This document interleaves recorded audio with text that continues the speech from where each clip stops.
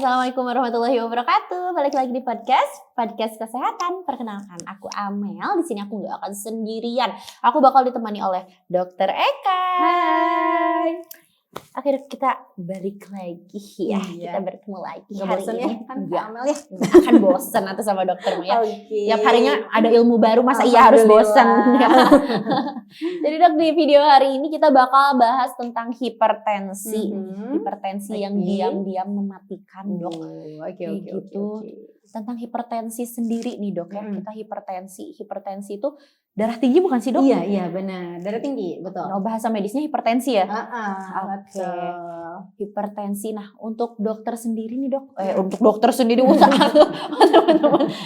Alhamdulillah saya nggak hipertensi kok Kak Amel. Salah ya guys.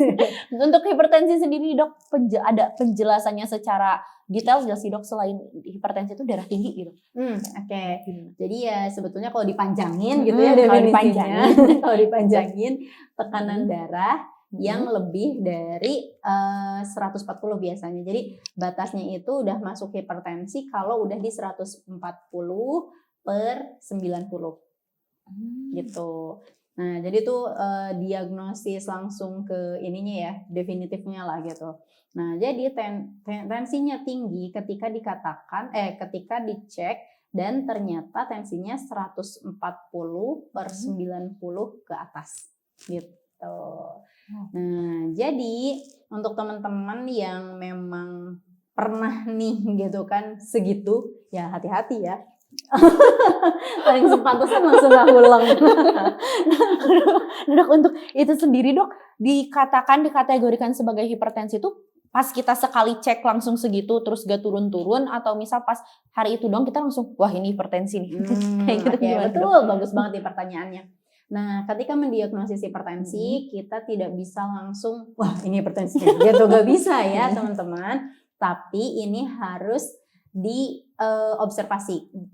Biasanya kita lakukan observasi ini pasien 1 minggu kemudian disuruh kontrol. Nah, tapi dengan catatan pada saat 1 minggu kemudian itu tidak habis begadang, tidak habis aktivitas yang berat-berat gitu ya, nggak habis capek lah gitu.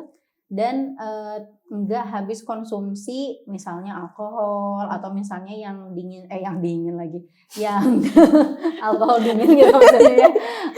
Atau misalnya yang asin-asin gitu. Nah, ada catatannya gitu. Nah, sehingga jadi emang lagi kondisinya tuh bugar aja gitu ya, sehat, benar-benar sehat.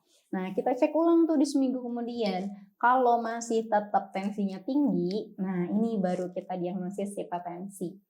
Tapi kalau misalnya ternyata bagus, bisa jadi pada saat yang waktu dicekin tinggi itu karena kurang tidur, kita lagi kondisinya ada yang sakit, kecuali sakit hati ya.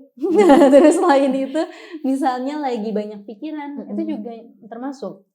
Atau misalnya abis makan yang asin banget, mukbang garam misalnya, kayak waktu itu yang pernah kita bahas ya, mukbang garam. Oke. Nah, jadi kayak gitu ya. Asin juga kok ngaruh beneran ya dok? Aku kira mitos tau dok, makan asin jadi hipertensi. Karena aku kayak kalau kata orang tuh kayak jangan makan asin gini-gini, itu hipertensi, kayak emang bisa? Ternyata bener ya? Itu bener ya, itu fakta ya guys. Aduh, jangan-jangan banyak juga yang mikir kayak gitu. Pokoknya mikirnya kalau orang tua yang bilang mitos gitu. Maaf mama. Oke.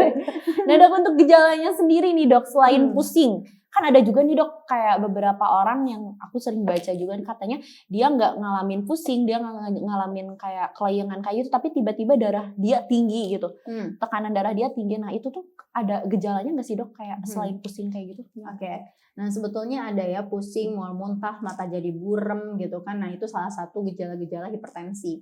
Nah tapi sebenarnya Kak, lebih bahaya kalau yang nggak bergejala, karena kita jadi nggak aware, ya kan? Karena kan nggak ada, perasaan sehat-sehat aja nih gitu kan. Tapi ternyata tensinya tinggi terus aja nggak pernah kita cekin. Nah tahu-tahu si hipertensi ini udah jadi komplikasi gitu. Jadi sebenarnya lebih bersyukur kalau hipertensi tapi ada gejalanya. Misalnya pusing kan kita jadi suka, kayaknya ini harus ke klinik deh, diperiksa dulu gitu kan. Nah kayak gitu. Nah kenapa? Nah ini loh, diam-diam mematikannya itu ketika tidak bergejala gitu. Nah, tahu-tahu stroke, serangan jantung gitu. Karena dari hipertensi awalnya.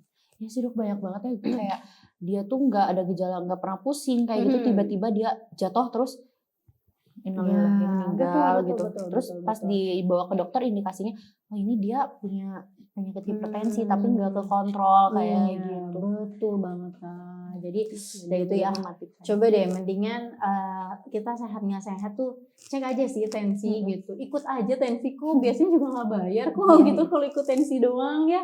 Jadi cekin tensi, apalagi kan kalau punya BPJS ya kita bisa ya kayak kunjungan sehat ke klinik pratamanya gitu kan. Kunjungan sehat terus konsultasi tentang hipertensi, distensi gitu, itu boleh banget.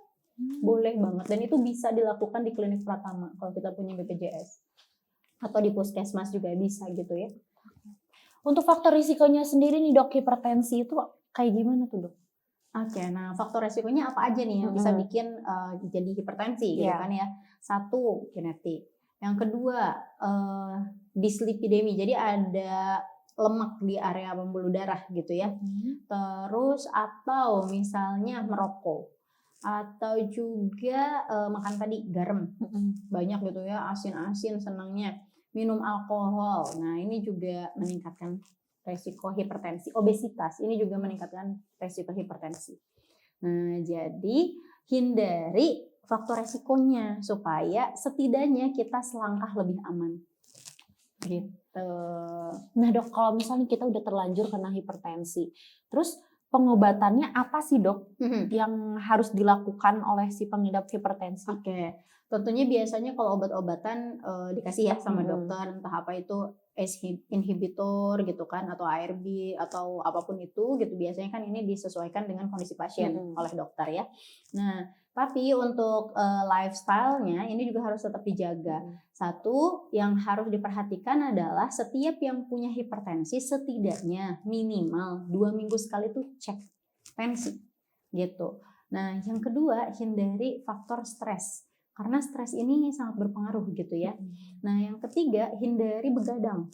Begadang juga sangat berpengaruh terhadap tensi. Dan juga makanan tentunya ya, yang asin-asin dikurangi, jadi harus rasanya tuh hambar-hambar. Terus selain itu juga makanan yang terlalu berlemak dihindari. Selain itu juga kalau misalnya memang kita sudah masuk ke obes, diet biar jadi ideal berat badannya. Nah, ini agar kita mencegah gitu ya dari hipertensi menuju ke komplikasi dari hipertensi seperti tadi ya, stroke, serangan jantung dan lain sebagainya.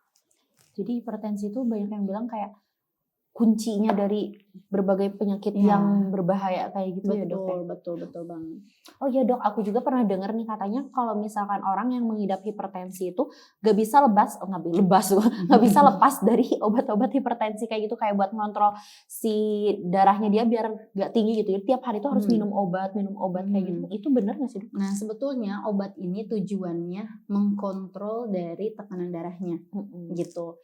Nah tapi kalaupun misalnya kita bisa jaga makanan gitu kan, terus tensi kita selalu bagus, terus terkontrol terus gitu, dicekin terus gitu ya, sebetulnya ya ini nggak masalah gitu. Nah sehingga yang jadi kunci dari pengobatan hipertensi adalah pengobatan yang tujuannya itu, prinsipnya itu adalah mengkontrol tekanan darah, sama halnya kayak gula.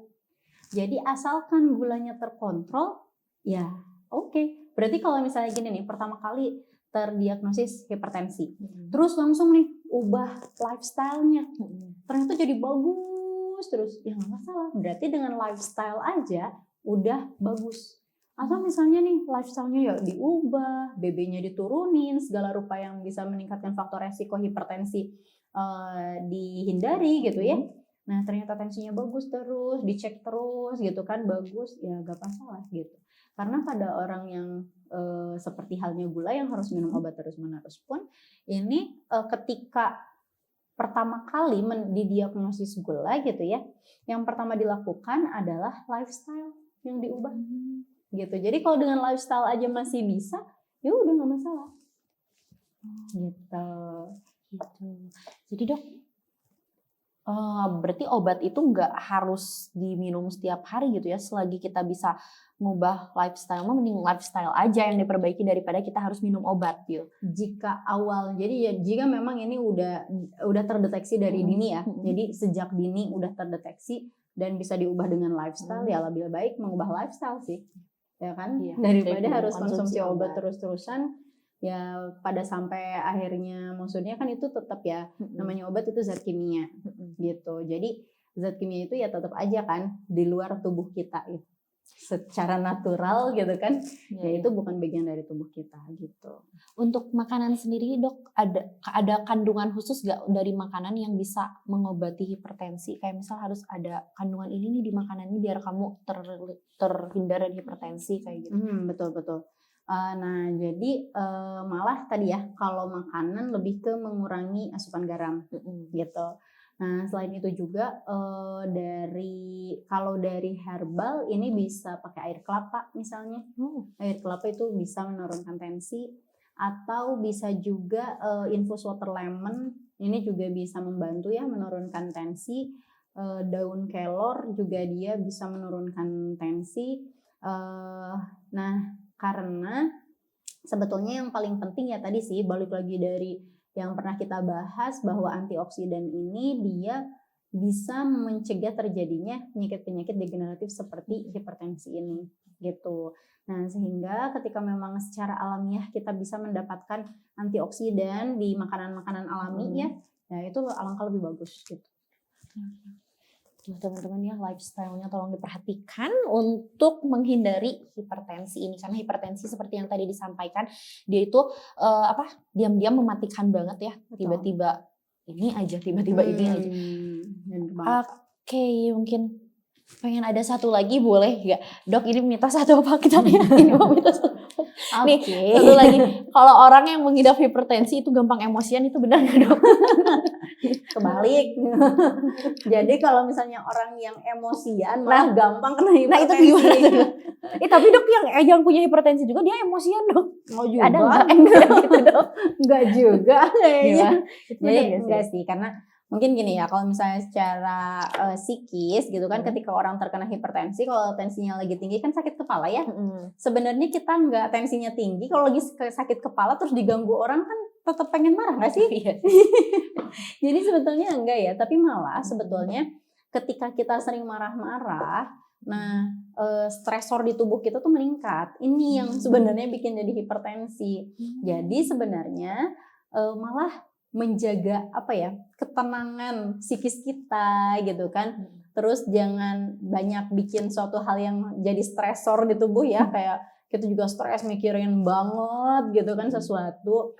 Ya ini tetap sih akan menjadi penyakit gitu. Jadi teman-teman yang lagi mungkin menghadapi suatu masalah, ya kan kita ada yang maha kuasa ya gitu kan. Kenapa harus kita yang menyelesaikan? Toh bukan tugas kita yang menyelesaikan masalah.